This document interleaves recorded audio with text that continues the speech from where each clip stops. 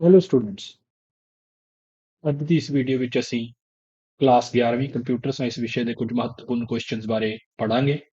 ਸਭ ਤੋਂ ਪਹਿਲਾ ਕੁਐਸਚਨ ਹੈ, ਆਈਟੀ ਐਕਟ 2000 ਕੀ ਹੈ? ਇਸ ਦੀਆਂ ਵਿਸ਼ੇਸ਼ਤਾਵਾਂ ਦਾ ਵਰਣਨ ਕਰੋ।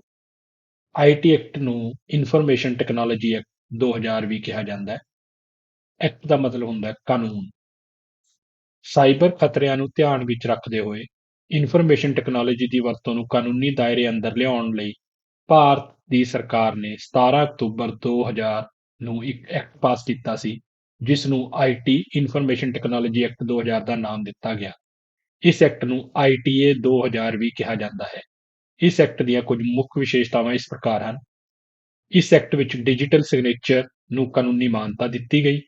ਇਸ ਐਕਟ ਵਿੱਚ ਇਲੈਕਟ੍ਰੋਨਿਕ ਮਾਧਿਅਮਾਂ ਰਾਹੀਂ ਕੀਤੇ ਜਾਣ ਵਾਲੇ ਵਿੱਤੀ ਲੈਣ ਦੇਣ ਨੂੰ ਪੂਰੀ ਮਾਨਤਾ ਦਿੱਤੀ ਗਈ। ਇਸ ਐਕਟ ਵਿੱਚ ਪੂਰਨ ਤੌਰ ਤੇ ਸਾਈਬਰ ਕ੍ਰਾਈਮ ਅਤੇ ਇਲੈਕਟ੍ਰੋਨਿਕ ਕਾਮਰਸ ਨਾਲ ਸੰਬੰਧਿਤ ਸੁਵਿਧਾਵਾਂ ਦਿੱਤੀਆਂ ਗਈਆਂ। ਇਸ ਐਕਟ ਵਿੱਚ ਸਰਕਾਰੀ ਦਫ਼ਤਰਾਂ ਅਤੇ ਏਜੰਸੀਆਂ ਦੇ ਫਾਰਮ ਆਨਲਾਈਨ ਜਮ੍ਹਾਂ ਕਰਨ ਨੂੰ ਕਾਨੂੰਨੀ ਮਾਨਤਾ ਦਿੱਤੀ ਗਈ। ਇਸ ਐਕਟ ਵਿੱਚ ਇੱਕ ਸਾਈਬਰ ਅਪੀਲ ਰੈਗੂਲੇਸ਼ਨ ਟ੍ਰਿਬਿਊਨਲ ਦੀ ਸਥਾਪਨਾ ਕੀਤੀ ਗਈ, ਜੋ ਸਾਈਬਰ ਸੰਬੰਧੀ ਅਪੀਲਾਂ ਤੇ ਕਾਰਵਾਈ ਕਰਦਾ ਹੈ। ਇਸ ਐਕਟ ਅਨੁਸਾਰ ਸਾਈਬਰ ਅਪੀਲ ਰੈਗੂਲੇਸ਼ਨ ਟ੍ਰਿਬਿਊਨਲ ਦੇ ਆਦੇਸ਼ ਦੇ ਖਿਲਾਫ ਸੁਣਵਾਈ ਸਿਰਫ ਸੁਪਰੀਮ ਕੋਰਟ ਵਿੱਚ ਹੀ ਹੋ ਸਕਦੀ ਹੈ। ਸੋ ਆਈਟੀ ਐਕਟ 2000 ਇੱਕ ਅਜਿਹਾ ਕਾਨੂੰਨ ਹੈ, ਨਿਯਮਾਂ ਦੀ ਐਕਟ ਹੈ, ਜਿਹਦੇ ਨਾਲ ਡਿਜੀਟਲ ਸਿਗਨੇਚਰ ਨੂੰ ਮਾਨਤਾ ਦਿੱਤੀ ਗਈ। ਜਿਹੜਾ ਇਲੈਕਟ੍ਰੋਨਿਕ ਮਾਧਿਅਮ ਰਾਹੀਂ ਪੈਸੇ ਦਾ ਲੈਣ ਦੇਣ ਸੀ, e commerce business, cyber crime ਨੂੰ ਜਿਹੜੀ ਹੈ ਉਹ ਕਾਨੂੰਨ ਦੇ ਦਾਇਰੇ 'ਚ ਲਿਆਂਦਾ ਗਿਆ। ਇਲੈਕਟ੍ਰੋਨਿਕਲੀ ਡਾਕੂਮੈਂਟਸ ਨੂੰ ਕਲੈਕਟ ਕਰਨ ਨੂੰ ਮਾਨਤਾ ਦਿੱਤੀ ਗਈ। ਇੱਕ ਸਾਈਬਰ ਅਪੀਲ ਰੈਗੂਲੇਸ਼ਨ ਟ੍ਰਿਬਿਊਨਲ ਦੀ ਸਥਾਪਨਾ ਕੀਤੀ ਗਈ, ਜਿਸ ਦੇ ਫੈਸਲੇ ਤੋਂ ਬਾਅਦ ਉਸਦੇ ਫੈਸਲੇ ਨੂੰ ਜੇ ਚੈਲੰਜ ਕਰਨਾ ਹੋਵੇ ਤਾਂ ਸਿਰਫ ਸੁਪਰੀਮ ਕੋਰਟ ਵਿੱਚ ਹੀ ਚੈਲੰਜ ਹੋ ਸਕਦਾ ਹੈ। ਸੋ ਸਾਈਬਰ ਖਤਰਿਆਂ ਨੂੰ ਧਿਆਨ ਵਿੱਚ ਰੱਖਦੇ ਹੋਏ ਤੇ ਜਿਹੜੇ ਸਾਈਬਰ ਕ੍ਰਾਈਮਸ ਨੇ ਉਹਨਾਂ ਦੀ ਸਜ਼ਾ ਤੈਅ ਕਰਨ ਲਈ ਅਤੇ ਹੋਰ ਇਲੈਕਟ੍ਰੋਨਿਕ ਕੰਮਾਂ-ਕਾਰਾਂ ਨੂੰ ਮਾਨਤਾ ਦੇਣ ਲਈ ਕਾਨੂੰਨ ਦੇ ਦਾਇਰੇ 'ਚ ਲਿਆਉਣ ਲਈ ਭਾਰਤ ਸਰਕਾਰ ਨੇ 17 ਅਕਤੂਬਰ 2000 ਨੂੰ ਇੱਕ ਐਕਟ ਪਾਸ ਕੀਤਾ, ਜਿਸ ਨੂੰ ਆਈਟੀ ਐਕਟ ਜਾਂ ਆਈਟੀਏ 2000 ਵੀ ਕਿਹਾ ਜਾਂਦਾ ਹੈ।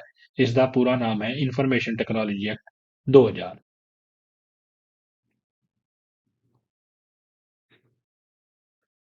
ਅਗਲਾ ਕੁਐਸਚਨ ਹੈ, ਲੈਂਗੁਏਜ ਟਰਾਂਸਲੇਟਰ ਕੀ ਹੁੰਦੇ ਹਨ? ਭਾਸ਼ਾ ਟਰਾਂਸਲੇਟਰ ਕੀ ਹੁੰਦੇ ਹਨ? ਕਿਸੇ ਇੱਕ ਟਰਾਂਸਲੇਟਰ ਦੀ ਵਿਆਖਿਆ ਕਰੋ। ਭਾਸ਼ਾ ਟਰਾਂਸਲੇਟਰਾਂ ਨੂੰ ਭਾਸ਼ਾ ਪ੍ਰੋਸੈਸਰ, ਲੈਂਗੁਏਜ ਪ੍ਰੋਸੈਸਰ ਵੀ ਕਿਹਾ ਜਾਂਦਾ ਹੈ। ਇਹ ਸਿਸਟਮ ਪ੍ਰੋਗਰਾਮ ਹੁੰਦੇ ਹਨ। ਭਾਸ਼ਾ ਟਰਾਂਸਲੇਟਰਾਂ ਨੂੰ ਤਿਆਰ ਕਰਨ ਦਾ ਮਕਸਦ ਦੋ ਕੰਮਾਂ ਨੂੰ ਕਰਵਾਉਣਾ ਹੈ। ਪਹਿਲਾ, ਸੋਰਸ ਪ੍ਰੋਗਰਾਮਾਂ ਨੂੰ ਆਬਜੈਕਟ ਕੋਡ ਵਿੱਚ ਟਰਾਂਸਲੇਟ ਕਰਨਾ ਅਤੇ ਦੂਸਰਾ, ਸੋਰਸ ਪ੍ਰੋਗਰਾਮ ਵਿੱਚ ਸਿੰਟੈਕਸ ਗਲਤੀਆਂ ਦਾ ਪਤਾ ਲਗਾਉਣਾ। ਸੋ ਪਹਿਲਾ ਕੰਮ ਹੈ ਇਹਦਾ ਸੋਰਸ ਕੋਡ ਨੂੰ ਆਬਜੈਕਟ ਕੋਡ ਵਿੱਚ ਕਨਵਰਟ ਕਰਨਾ, ਤੇ ਫਿਰ ਸਿੰਟੈਕਸ ਗਲਤੀਆਂ, ਜਿਹੜੀਆਂ ਕਿ ਲਿਖਤੀ ਰੂਪ 'ਚ ਗਲਤੀਆਂ ਹੁੰਦੀਆਂ ਨੇ, ਕਿਸੇ ਲੈਂਗੁਏਜ ਨੂੰ ਵਰਤਣ ਦੇ ਜਿਹੜੇ ਨਿਯਮ ਹੁੰਦੇ ਨੇ, ਜਦੋਂ ਅਸੀਂ ਉਹ ਚੰਗੀ ਤਰ੍ਹਾਂ ਫੋਲੋ ਨਹੀਂ ਕਰਦੇ ਤਾਂ ਉਹਨਾਂ ਕਰਕੇ ਜਿਹੜੀਆਂ ਗਲਤੀਆਂ ਆਉਂਦੀਆਂ ਨੇ ਉਹਨਾਂ ਨੂੰ ਸਿੰਟੈਕਸ ਐਰਰ ਕਿਹਾ ਜਾਂਦਾ ਹੈ। ਜੇਕਰ ਸਿੰਟੈਕਸ ਐਰਰਸ ਮੌਜੂਦ ਹੋਣ ਪ੍ਰੋਗਰਾਮ ਵਿੱਚ ਤਾਂ ਉਹ ਚੱਲ ਨਹੀਂ ਸਕਦਾ, ਉਹ ਕੰਪਾਈਲ ਨਹੀਂ ਹੋ ਸਕਦਾ ਜਦ ਤੱਕ ਅਸੀਂ ਸਿੰਟੈਕਸ ਐਰਰਸ ਨੂੰ ਦੂਰ ਨਾ ਕਰ ਦਈਏ। ਇੱਕ ਹੁੰਦੀਆਂ ਨੇ ਲੌਜੀਕਲ ਐਰਰਸ। ਲੌਜੀਕਲ ਐਰਰਸ 'ਚ ਇੱਦਾਂ ਜਿੱਦਾਂ ਸਾਡੀ ਕੈਲਕੂਲੇਸ਼ਨ ਜਾਂ ਸਾਡਾ ਫਾਰਮੂਲਾ ਕੋਈ ਗਲਤ ਹੈ, ਸਾਡਾ ਲੌਜਿਕ ਗਲਤ ਹੈ, ਪ੍ਰੋਗਰਾਮ ਕੰਪਾਈਲ ਹੋਏਗਾ, ਪ੍ਰੋਗਰਾਮ ਰਨ ਹੋਏਗਾ, ਪਰ ਉਸਦੀ ਆਊਟਪੁੱਟ, ਉਸਦਾ ਰਿਜ਼ਲਟ ਜਿਸ ਤਰ੍ਹਾਂ ਅਸੀਂ ਚਾਹੁੰਦੇ ਸੀ ਉਸ ਤਰ੍ਹਾਂ ਨਹੀਂ ਆਏਗਾ, ਭਾਵ ਗਲਤ ਆਏਗਾ। ਹਰੇਕ ਭਾਸ਼ਾ ਦਾ ਆਪਣਾ ਟਰਾਂਸਲੇਟਰ ਪ੍ਰੋਗਰਾਮ ਹੁੰਦਾ ਹੈ, ਜੋ ਸਿਰਫ ਉਸ ਖਾਸ ਭਾਸ਼ਾ ਵਿੱਚ ਲਿਖੇ ਪ੍ਰੋਗਰਾਮ ਨੂੰ ਹੀ ਟਰਾਂਸਲੇਟ ਕਰ ਸਕਦਾ ਹੈ। ਅਸੈਂਬਲਰ, ਕੰਪਾਈਲਰ ਅਤੇ ਇੰਟਰਪ੍ਰੇਟਰ ਭਾਸ਼ਾ ਟਰਾਂਸਲੇਟਰਾਂ ਦੀਆਂ ਉਦਾਹਰਨਾਂ। ਤਿੰਨ ਉਦਾਹਰਨਾਂ ਨੇ। ਅਸੈਂਬਲਰ ਅਸੈਂਬਲੀ ਲੈਂਗੁਏਜ ਲਈ ਵਰਤਿਆ ਜਾਂਦਾ ਹੈ, ਕੰਪਾਈਲਰ ਹਾਈ ਲੈਵਲ ਲੈਂਗੁਏਜਸ ਲਈ ਵਰਤਿਆ ਜਾਂਦਾ ਹੈ, ਤੇ ਇੰਟਰਪ੍ਰੇਟਰ ਵੀ ਹਾਈ ਲੈਵਲ ਲੈਂਗੁਏਜਸ ਲਈ ਵਰਤਿਆ ਜਾਂਦਾ ਹੈ। ਅਸੈਂਬਲਰ ਇਹ ਇੱਕ ਅਜਿਹਾ ਭਾਸ਼ਾ ਟਰਾਂਸਲੇਟਰ ਹੈ ਜੋ ਅਸੈਂਬਲੀ ਭਾਸ਼ਾ ਵਿੱਚ ਲਿਖੇ ਪ੍ਰੋਗਰਾਮ ਨੂੰ ਮਸ਼ੀਨੀ ਭਾਸ਼ਾ ਵਿੱਚ ਤਬਦੀਲ ਕਰਦਾ ਹੈ। ਅਸੈਂਬਲੀ ਭਾਸ਼ਾ ਵਿੱਚ ਲਿਖੇ ਗਏ ਪ੍ਰੋਗਰਾਮ ਨੂੰ ਸੋਰਸ ਪ੍ਰੋਗਰਾਮ ਕਿਹਾ ਜਾਂਦਾ ਹੈ। ਇਸ ਸੋਰਸ ਪ੍ਰੋਗਰਾਮ ਨੂੰ ਕੰਪਿਊਟਰ ਸਿੱਧੇ ਤੌਰ ਤੇ ਨਹੀਂ ਸਮਝ ਸਕਦਾ, ਇਸ ਲਈ ਇਸ ਨੂੰ ਮਸ਼ੀਨ ਦੇ ਸਮਝਣਯੋਗ ਫਾਰਮੈਟ ਵਿੱਚ ਟਰਾਂਸਲੇਟ ਕਰਨਾ ਜ਼ਰੂਰੀ ਹੈ। ਇਹ ਅਸੈਂਬਲਰ ਹੀ ਹੈ ਜੋ ਅਸੈਂਬਲੀ ਭਾਸ਼ਾ ਦੇ ਸੋਰਸ ਪ੍ਰੋਗਰਾਮ ਨੂੰ ਮਸ਼ੀਨ ਦੇ ਸਮਝਣਯੋਗ ਪ੍ਰੋਗਰਾਮ ਵਿੱਚ ਤਬਦੀਲ ਕਰਦਾ ਹੈ, ਭਾਵ ਕੋਡ ਵਿੱਚ ਤਬਦੀਲ ਕਰਦਾ ਹੈ। ਟਰਾਂਸਲੇਸ਼ਨ ਤੋਂ ਬਾਅਦ ਬਣੇ ਕੋਡ ਨੂੰ ਆਬਜੈਕਟ ਪ੍ਰੋਗਰਾਮ ਕਿਹਾ ਜਾਂਦਾ ਹੈ, ਭਾਵ ਆਬਜੈਕਟ ਕੋਡ, ਜਿਸ ਦੀ ਵਰਤੋਂ ਕਰਦੇ ਹੋਏ ਪ੍ਰੋਸੈਸਰ ਪ੍ਰੋਗਰਾਮ ਨੂੰ ਚਲਾਉਣ ਯੋਗ ਬਣਦਾ ਹੈ। ਸੋਰਸ ਪ੍ਰੋਗਰਾਮ ਅਸੈਂਬਲੀ ਭਾਸ਼ਾ ਵਿੱਚ ਪ੍ਰੋਗਰਾਮ ਨੂੰ ਕਿਹਾ ਜਾਂਦਾ ਹੈ। ਫਿਰ ਭਾਸ਼ਾ ਟਰਾਂਸਲੇਟਰ ਅਸੈਂਬਲਰ ਨੂੰ ਇਹ ਕੋਡ ਦਿੱਤਾ ਜਾਂਦਾ ਹੈ। ਅਸੈਂਬਲਰ ਇਸ ਕੋਡ ਨੂੰ ਆਬਜੈਕਟ ਕੋਡ ਵਿੱਚ ਬਦਲਦਾ ਹੈ, ਤੇ ਫਿਰ ਆਬਜੈਕਟ ਕੋਡ ਮਸ਼ੀਨ ਹੈ ਜਿਹੜੀ, ਜਿਵੇਂ ਕੰਪਿਊਟਰ ਹੈ ਭਾਵ, ਉਸ ਨੂੰ ਸਮਝਣਯੋਗ ਹੋ ਜਾਂਦਾ ਤੇ ਉਸ ਨੂੰ ਰਨ ਕਰਦਾ। ਸੋ ਭਾਸ਼ਾ ਟਰਾਂਸਲੇਟਰ ਜਿਹੜੀਆਂ ਪ੍ਰੋਗਰਾਮਿੰਗ ਲੈਂਗੁਏਜਸ ਹੁੰਦੀਆਂ ਨੇ ਉਹਨਾਂ ਦੇ ਸੋਰਸ ਕੋਡ ਨੂੰ ਆਬਜੈਕਟ ਕੋਡ ਵਿੱਚ ਟਰਾਂਸਲੇਟ ਕਰਦੇ ਨੇ ਤੇ ਸਿੰਟੈਕਸ ਐਰਰਸ ਲਈ ਚੈੱਕ ਕਰਦੇ ਨੇ। ਜੇਕਰ ਸਿੰਟੈਕਸ ਐਰਰਸ ਹੋਣ ਤਾਂ ਪ੍ਰੋਗਰਾਮ ਕੰਪਾਈਲ ਨਹੀਂ ਹੁੰਦਾ, ਭਾਵ ਉਹ ਆਬਜੈਕਟ ਕੋਡ ਵਿੱਚ ਕਨਵਰਟ ਨਹੀਂ ਹੋਵੇਗਾ। ਪਹਿਲਾਂ ਸਾਨੂੰ ਗਲਤੀਆਂ ਦੂਰ ਕਰਨੀਆਂ ਪੈਣਗੀਆਂ, ਫਿਰ ਪ੍ਰੋਗਰਾਮ ਕੰਪਾਈਲ ਹੋਵੇਗਾ, ਭਾਵ ਉਹ ਆਬਜੈਕਟ ਕੋਡ ਵਿੱਚ ਕਨਵਰਟ ਹੋ ਜਾਵੇਗਾ। ਆਬਜੈਕਟ ਕੋਡ ਇਸ ਤਰ੍ਹਾਂ ਦਾ ਕੋਡ ਹੁੰਦਾ ਜਿਹੜਾ ਕਿ ਕੰਪਿਊਟਰ ਭਾਵ ਮਸ਼ੀਨ ਭਾਵ ਹਾਰਡਵੇਅਰ ਸਮਝ ਸਕਦਾ ਹੈ ਤੇ ਉਸ ਨੂੰ ਰਨ ਕਰ ਸਕਦਾ ਹੈ। ਸੋ ਤਿੰਨ ਤਰ੍ਹਾਂ ਦੇ ਅਸੀਂ ਭਾਸ਼ਾ ਟਰਾਂਸਲੇਟਰ ਪੜ੍ਹਦੇ ਹਾਂ। ਅਸੈਂਬਲਰ ਅਸੈਂਬਲੀ ਲੈਂਗੁਏਜ ਲਈ ਵਰਤਿਆ ਜਾਂਦਾ ਹੈ, ਕੰਪਾਈਲਰ ਅਤੇ ਇੰਟਰਪ੍ਰੇਟਰ ਹਾਈ ਲੈਵਲ ਲੈਂਗੁਏਜਸ ਲਈ ਵਰਤੇ ਜਾਂਦੇ ਨੇ। ਉਦਾਹਰਣ ਲਈ ਸੀ ਅਸੀਂ ਅਸੈਂਬਲਰ ਦੀ, ਅਸੈਂਬਲਰ ਅਸੈਂਬਲੀ ਭਾਸ਼ਾ ਲਈ ਵਰਤਿਆ ਜਾਂਦਾ ਹੈ। ਹਰੇਕ ਪ੍ਰੋਗਰਾਮਿੰਗ ਭਾਸ਼ਾ ਨਾਲ ਉਹਨਾਂ ਨਾਲ ਕੰਮ ਕਰਨ ਲਈ ਜਿਹੜਾ ਭਾਸ਼ਾ ਟਰਾਂਸਲੇਟਰ ਹੁੰਦਾ ਉਹ ਨਾਲ ਹੀ ਆਉਂਦਾ ਹੈ। ਸੋ ਅਸੈਂਬਲਰ ਅਸੈਂਬਲੀ ਭਾਸ਼ਾ ਦਾ ਟਰਾਂਸਲੇਟਰ ਹੈ।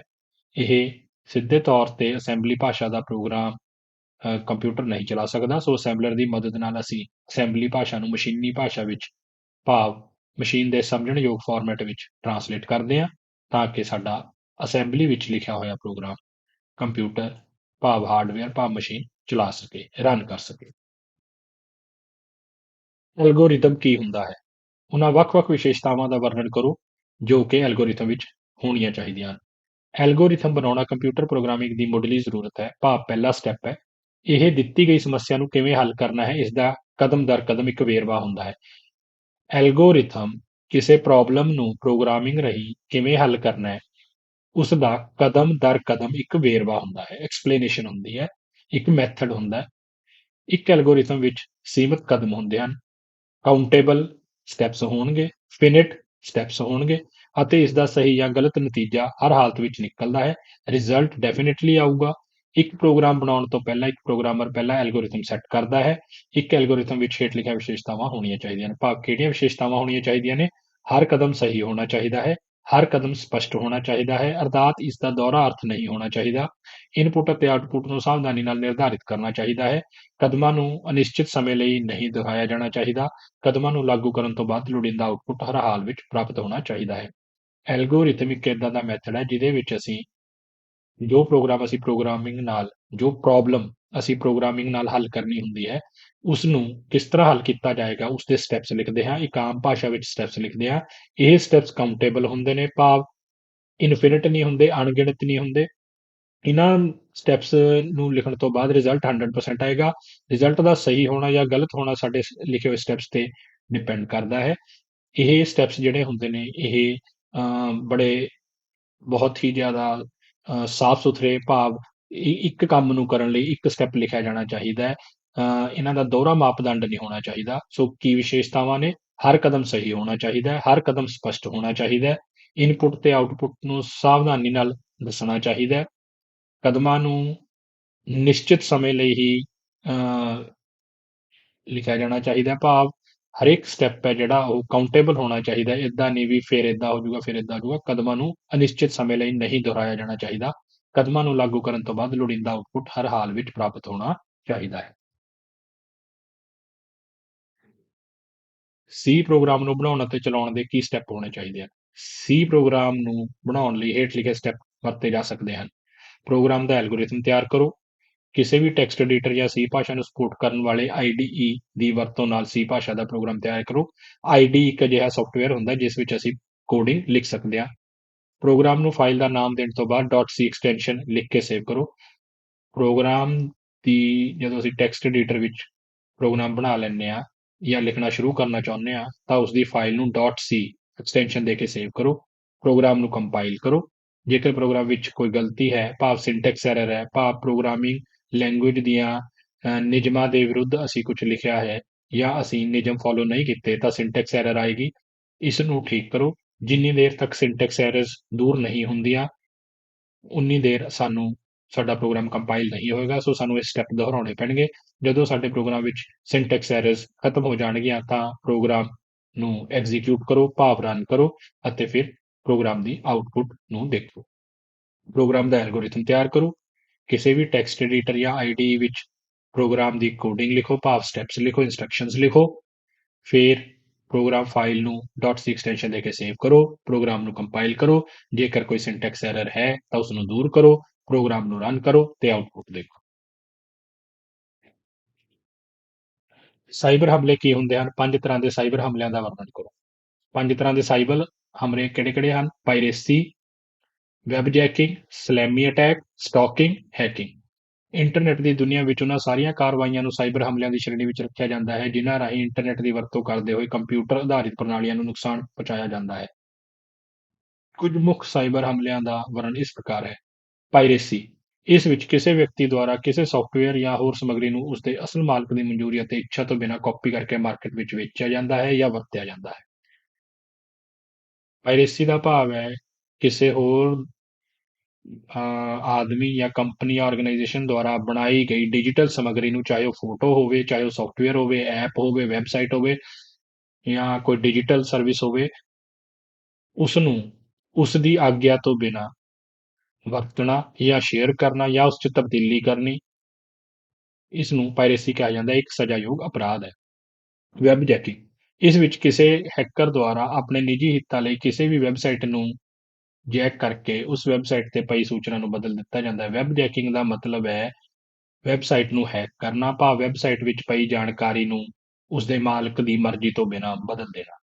ਸਲੈਮੀ ਅਟੈਕ, ਇਸ ਵਿੱਚ ਕਿਸੇ ਬੈਂਕ ਦੇ ਗ੍ਰਾਹਕਾਂ ਦੇ ਖਾਤਿਆਂ ਵਿੱਚੋਂ ਥੋੜ੍ਹੇ-ਥੋੜ੍ਹੇ ਸਮੇਂ ਬਾਅਦ ਥੋੜ੍ਹੇ-ਥੋੜ੍ਹੇ ਪੈਸੇ ਕੱਢ ਕੇ ਕਿਸੇ ਅਣਜਾਣ ਵਿਅਕਤੀ ਸਲੈਮੀ ਅਟੈਕਰ ਦੇ ਖਾਤੇ ਵਿੱਚ ਪਾਏ ਜਾਂਦੇ ਹਨ ਜਾਂ ਭਾਵ ਜਾਂਦੇ ਰਹਿੰਦੇ ਹਨ।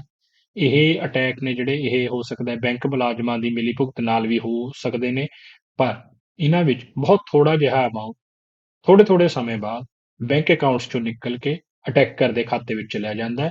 ਸੋ ਇਹਨਾਂ ਦੀ ਵਰਤੋਂ ਲਈ ਵੀ ਇੰਟਰਨੈਟ ਦੀ ਵਰਤੋਂ ਕੀਤੀ ਜਾਂਦੀ ਹੈ। ਸਟਾਕਿੰਗ, ਇਹ ਕਿਸੇ ਵਿਅਕਤੀ ਦੁਆਰਾ ਇੰਟਰਨੈਟ ਐਪਲੀਕੇਸ਼ਨਾਂ ਜਾਂ ਸੋਸ਼ਲ ਮੀਡੀਆ ਦੀ ਵਰਤੋਂ ਕਰਦੇ ਹੋਏ ਕਿਸੇ ਦੂਸਰੇ ਵਿਅਕਤੀ ਨੂੰ ਉਸਦੀ ਇੱਛਾ ਦੇ ਵਿਰੁੱਧ ਕੋਈ ਸੰਦੇਸ਼ ਜਾਂ ਅਣਉਚਿਤ ਸਮੱਗਰੀ ਭੇਜੀ ਜਾਂਦੀ ਹੈ। ਜਦੋਂ ਅਸੀਂ ਇੰਟਰਨੈਟ ਦੇ ਜ਼ਰੀਏ ਜਾਂ ਸੋਸ਼ਲ ਮੀਡੀਆ ਦੇ ਜ਼ਰੀਏ ਗੈਰ ਕਾਨੂੰਨੀ ਢੰਗ ਨਾਲ ਕਿਸੇ ਵਿਅਕਤੀ ਦੀ ਨਿੱਜਤਾ, ਪ੍ਰਾਈਵੇਸੀ ਨੂੰ ਜਿਹੜਾ ਹੈ ਉਹ ਇਨਫ੍ਰਿੰਜ ਕਰਦੇ ਹਾਂ, ਭਾਵ ਤੋੜਦੇ ਹਾਂ, ਤੇ ਅਸੀਂ ਉਸ ਨੂੰ ਉਸਦੀ ਮਰਜ਼ੀ ਤੋਂ ਬਿਨਾਂ ਕੋਈ ਸੰਦੇਸ਼ ਜਾਂ ਅਣਉਚਿਤ ਸਮੱਗਰੀ ਭੇਜਦੇ ਹਾਂ, ਤਾਂ ਇਸ ਨੂੰ ਸਟਾਕਿੰਗ ਕਿਹਾ ਜਾਂਦਾ ਹੈ। ਇਸ ਵਿੱਚ ਵੀ ਇੰਟਰਨੈਟ ਦੀ ਵਰਤੋਂ ਹੁੰਦੀ ਹੈ। ਹੈਕਿੰਗ, ਇਸ ਵਿੱਚ ਕਿਸੇ ਨਾ ਕਿਸੇ ਤਰੀਕੇ ਨਾਲ ਕਿਸੇ ਵਿਅਕਤੀ ਦੇ ਕੰਪਿਊਟਰ ਜਾਂ ਉਸਦੇ ਕਿਸੇ ਇਲੈਕਟ੍ਰੋਨਿਕ ਡਿਵਾਈਸ ਜੋ ਕਿ ਇੰਟਰਨੈਟ ਨਾਲ ਜੁੜਿਆ ਹੁੰਦਾ ਹੈ, ਜਿਸ ਵਿੱਚ ਕੋਈ ਜਾਣਕਾਰੀ ਹੁੰਦੀ ਹੈ, ਜਿੱਦਾਂ ਸੋਸ਼ਲ ਮੀਡੀਆ ਅਕਾਊਂਟਸ ਹੋ ਗਏ ਜਾਂ ਵੈਬਸਾਈਟ ਜਾਂ ਮੋਬਾਈਲ ਜਾਂ ਕੰਪਿਊਟਰ ਜਾਂ ਲੈਪਟਾਪ ਜਾਂ ਟੈਬਲੇਟ ਨਾਲ ਛੇੜਛਾੜ ਕਰਕੇ ਉਸ ਨੂੰ ਨੁਕਸਾਨ ਪਹੁੰਚਾਇਆ ਜਾਂਦਾ ਹੈ, ਭਾਵ ਦੂਰ ਤੋਂ ਉਸ ਇਲੈਕਟ੍ਰੋਨਿਕ ਡਿਵਾਈਸ ਨੂੰ ਜਾਂ ਸੋਸ਼ਲ ਮੀਡੀਆ ਅਕਾਊਂਟਸ ਨੂੰ ਜਾਂ ਵੈਬਸਾਈਟ ਨੂੰ ਮਾਲਕ ਦੀ ਮਰਜ਼ੀ ਤੋਂ ਬਿਨਾਂ ਵਰਤਿਆ ਜਾਂਦਾ ਹੈ ਤੇ ਉਸ ਵਿੱਚ ਤਬਦੀਲੀਆਂ ਕੀਤੀਆਂ ਜਾਂਦੀਆਂ ਹਨ। ਉਸ ਵਿੱਚ ਪਿਆ ਡਾਟਾ ਸਮੱਗਰੀ ਨੂੰ ਖਰਾਬ ਕੀਤਾ ਜਾਂਦਾ ਹੈ ਜਾਂ ਚੁਰਾਇਆ ਜਾਂਦਾ ਹੈ ਜਾਂ ਫਿਰ ਇੰਟਰਨੈਟ ਉੱਤੇ ਸ਼ੇਅਰ ਕੀਤਾ ਜਾਂਦਾ ਹੈ ਜਾਂ ਉਸ ਨੂੰ ਖਰਾਬ ਕਰ ਦਿੱਤਾ ਜਾਂਦਾ ਹੈ ਤੇ ਮਾਲਕ ਦੀ ਐਕਸੈਸ ਨੂੰ ਰੋਕ ਦਿੱਤਾ ਜਾਂਦਾ ਹੈ। ਇਸ ਨੂੰ ਹੈਕਿੰਗ ਕਿਹਾ ਜਾਂਦਾ ਹੈ। ਸੋ ਸਾਈਬਰ ਹਮਲਿਆਂ ਵਿੱਚ ਇੰਟਰਨੈਟ ਦੀ ਵਰਤੋਂ, ਇਲੈਕਟ੍ਰੋਨਿਕ ਡਿਵਾਈਸਿਸ ਦੀ ਵਰਤੋਂ ਕੀਤੀ ਜਾਂਦੀ ਹੈ। ਇਹ ਸਨ ਕੁਝ ਮਹੱਤਵਪੂਰਨ ਕੁਐਸਚਨ ਕਲਾਸ 11ਵੀਂ ਕੰਪਿਊਟਰ ਸਾਇੰਸ ਲਈ। Thank you.